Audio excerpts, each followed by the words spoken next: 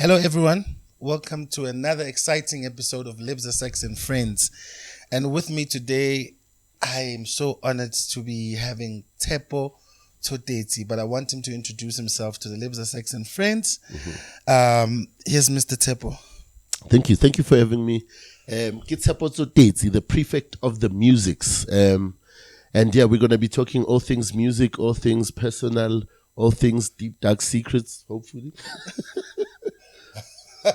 My brother, I was just listening to the way you play, the way you do your music. And before we could actually step into talking about Forgive Yourself, I wanted to talk about your face in the growth of music. When did you start and how did you come to this point? I started playing when I was 9. It's a strange coincidence. There was the same year I had a vision of traveling all over the world. I had this dream that year. I was on a stage, and there was an orchestra. I didn't know it was an orchestra at that time, but I saw like a lot of musicians. Sold out show. Interesting how actually things worked backwards from that dream. But I started playing when I was 9. My first instrument was the trumpet, actually. So I was playing ko praspending ko Katleong. My grandfather, Nelly Bishop. Kidi Bishop, in fact, ko Postola, St. John. Oh, yeah. So that's where I learned how to play. I'm very grateful. My first teachers, Nele Tibelo Tubela, Tabiso Tubela, Leafy Tubela, those are the first 3. Le Tshepo Tubela. Okay. First 4, in fact.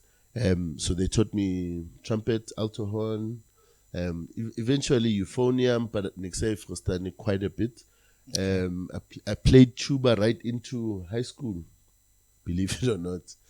And then when I got to high school, I learned recorder, clarinet, and because I had access to many instruments on the premises, then I started pretty much playing anything I could find. Oh, at the church? No, at school now. At school, okay. Yeah, at the church, my time with them was like 3 years at most, 3-4 years. And then I sort of broke off once I advanced my studies to music, because there's a thing called Postola about the minute you improve your view of music, ne? You start offending the things that they want to remain the same. Okay. So they really deep into culture, into tradition, into keeping things the same. They want things to feel the same. So naturally I had to change environments and look for something else to do. So when I was in high school, we'd do these little gigs where we did fundraising. Oh, yeah. And naturally at an art school you perform quite a bit. But my first significant gig, I'd say, I gate crashed a gig at Mafikizolo.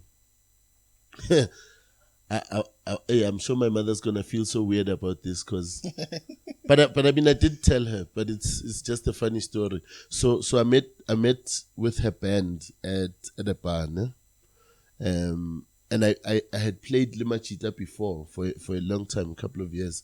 So I met them at a bar, and I said, listen, so my saxophone is in my room, go hostel, 2 streets away.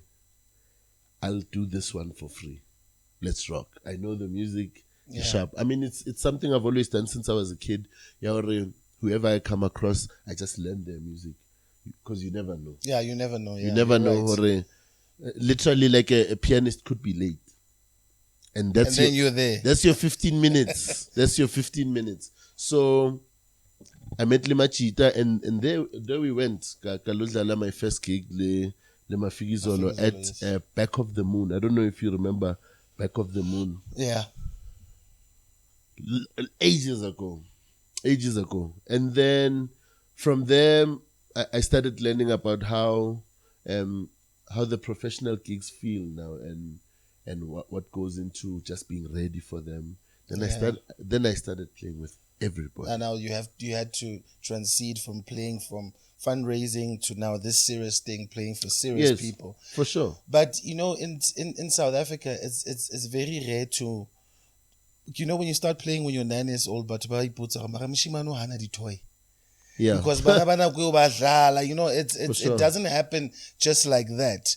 So in that from 9 years up until now, yes, like it's, for me, it's amazing when I hear how you play, and sure. it really is a journey for me. So now tell me, I always wanted to ask you this. I was checking out your lives on Facebook, checking out how you develop from another song to another song. What does music mean to you, and how do you come about all this creativity that you always have? When you go live, every time I always hear something new when you have about sure. like 154 comments. They're like, yo, this is so dope. But people never get to ask you, how did you come about and what does it mean to you? Yeah. So now, music is my life. Music is pretty much, it forms the biggest part of my life. But I've always been skeptical about saying this thing like this, and also my view about music generally is evolving into something a bit different, because truth is we need balance more life in, and I remember every time I would hit a brick wall as far as creativity goes. Okay. It would literally be because I'm not living enough. Because the truth is, music is a reflection of what we go through, what we experience. Ne? But if you're so hung up on being a musician and playing music only and not living, you need to go out. You need to go out on a date. You need to go to the farmer's market. You need to go to, a show that has nothing to do with music. If there is something like that, you need to go watch a theater production. You need to go to someone's place and spend 2 days, just talk to them and don't talk work, don't do any work. You need to go visit your family and enjoy them. But Baskabana Tshepo the musician. Tshepo the brother, Tshepo the uncle. Yeah. So music has become more of a conversation with myself, my surroundings, my experiences. Because you remember what I said in the beginning, music is my life. Yes. Cool. But I'm also evolving into becoming a nicer person as well. Okay. A more wholesome person. So it instills a little bit of discipline there and understanding yourself a little bit better. Yeah. I really want to experience more things. I think outside of being a musician, I also want to be a really interesting person. Okay. Now people know Tshepo, the saxophone player. Yes. So now they are recently discovering that Tshepo is also a pianist. Yeah. Tshepo plays a lot of instruments. Plays a lot of things. So, and I think I think I asked you this the first time we hooked up. I'm like, how do you get time to practice all these different instruments and create balance in all those levels? Because you can touch an instrument and just have an idea of it, and playing is another thing now. For sure. You understand? Yeah. So how do you divide your time? Like today is piano day, or do you go like, okay, fine, let me just do piano for like 30 minutes and then jump into the saxophone and then the guitar? Yeah. How do you? So the way I look at it, fortunately, since I was a kid, I had access to, I gave myself access to a lot of instruments. Because I couldn't afford anything. My parents, I mean, we definitely didn't grow up poor, but I realize now, to buy a clarinet, the kind of money they were earning was just an unreasonable thing to ask from them. But sure. I wouldn't know because I was a kid. Balance how I play each instrument. I always say time is relative. So if you really want something, you're going to spend time. So people don't even know. I spend a considerable amount of hours practicing bass daily in the week.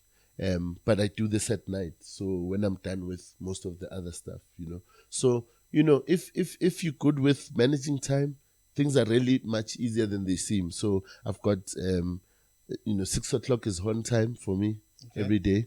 And, I have the rest of the day. So I can play some keyboard, piano. I can program some stuff. I generally love to program at night, like after 1. Oh yeah. Yeah, this when it's us and the witches now. Yeah. By then I'm still up and I'm still watching you because there's also something I think there's something similar that we have in a term of I'm a I'm a thinker, and sometimes Yes. when I have ideas come to me, and then sometimes I overthink it, and you find that I'm up at 2 o'clock, 2 a.m., and I do my things, and 5 o'clock I'm still up thinking the same thing. You Sure. understand? So that's the idea I was telling you about earlier. So now, forgive yourself. Yes.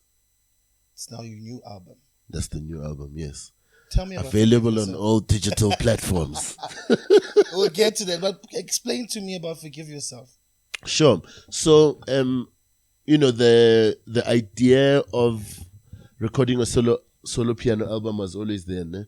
But I wasn't quite certain as to which of the songs I would use, because I've got many songs that I've sort of I've written them in many different formats. So out of one song, I can generate 7 different ways to record it. Ne? Okay. So that means I maximize each song. In the viewpoint, publishing, collaboration, it gives me a lot of freedom to really get most of each song or most out of each song. So how Forgive Yourself came was 2 a.m.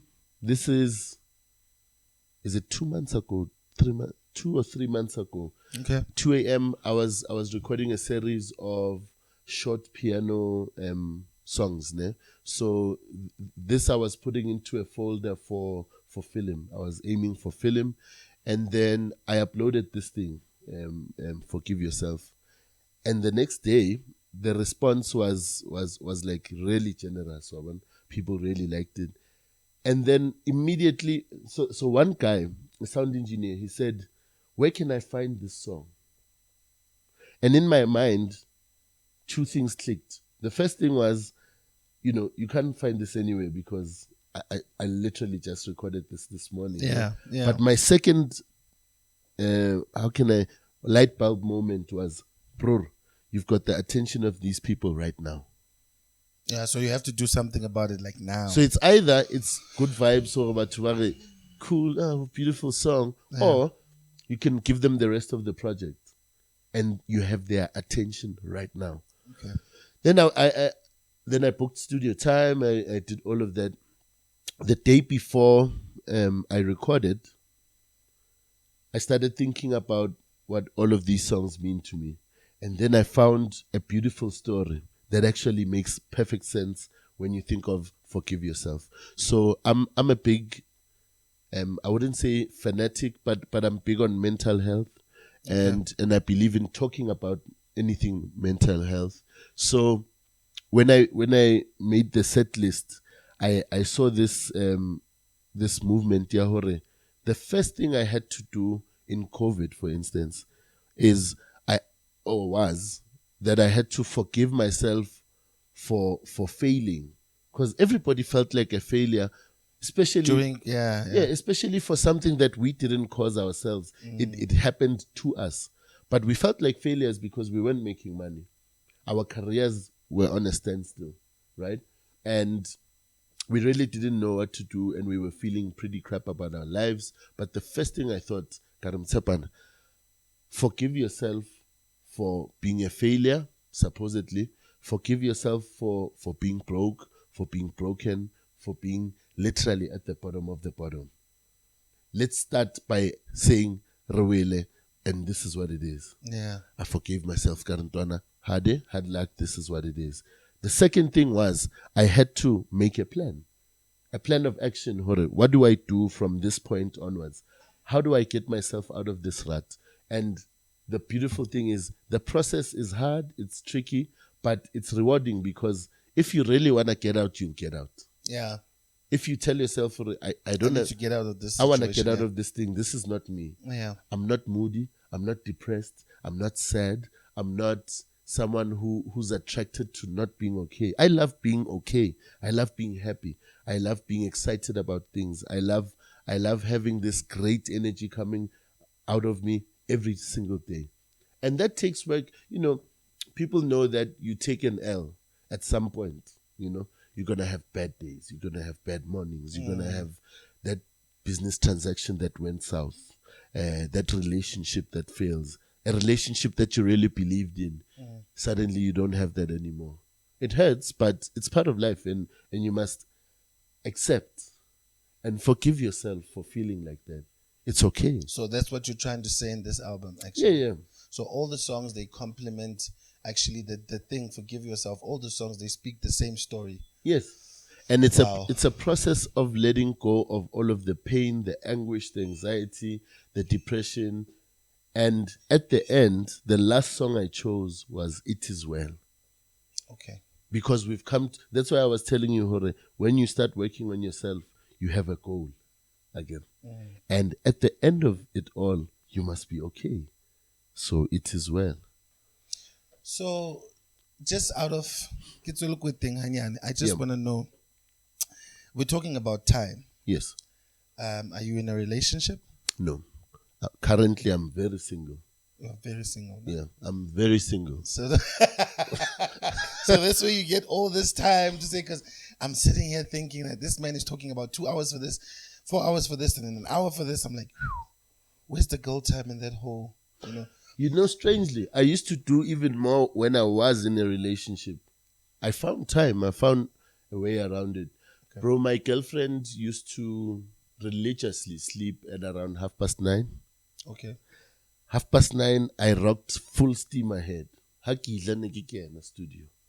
And I was rock. Yeah. But also, Nelly musician as well. So we understood just the logistics of time. So balance was created. Yeah. I knew the house must be quiet. And I knew relieve of whatever would need to be done. So there was balance. Everything is just balance.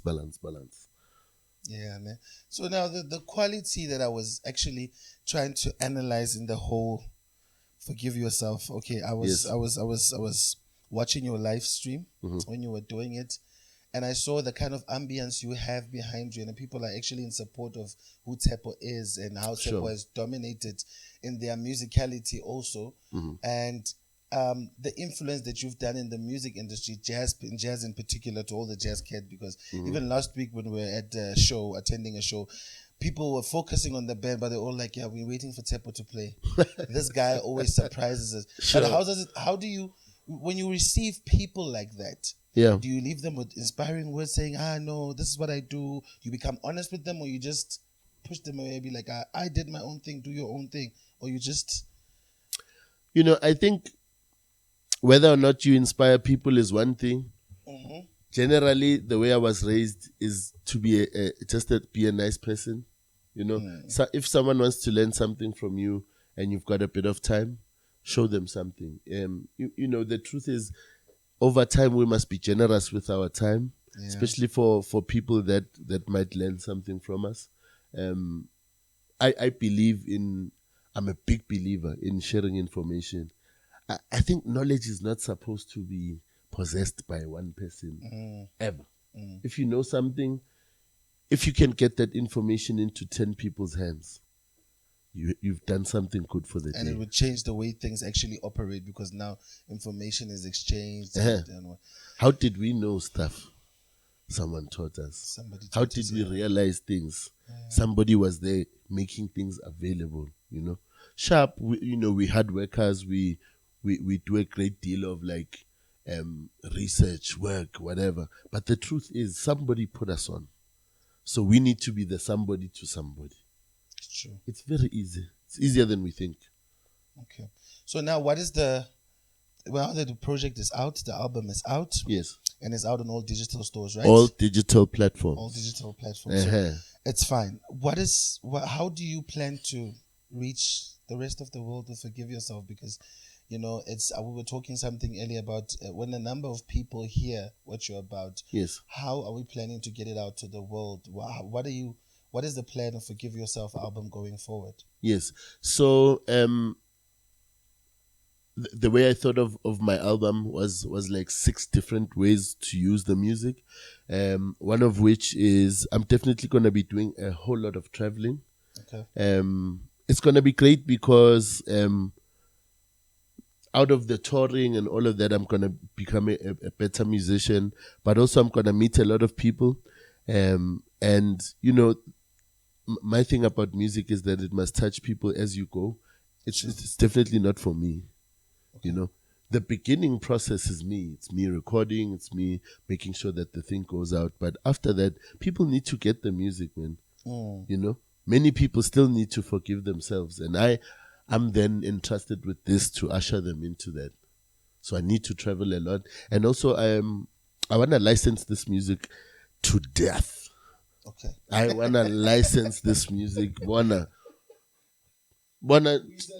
yeah, to the heavens, to the heavens. I want to get this thing in movies, as a ringtone, Short stories. everywhere, podcasts. So now, thank you so much for being on the show. Thank you, Abut. I think for now it's ke privilege e kgolo haholo hore ke bane le wena mona, and For sure. I'm looking forward to just move this journey with you. For sure. With my team and my producers and everyone. Yes. So hopefully next time we'll be sitting at a different place, different platform with different people. In Paris. Yeah.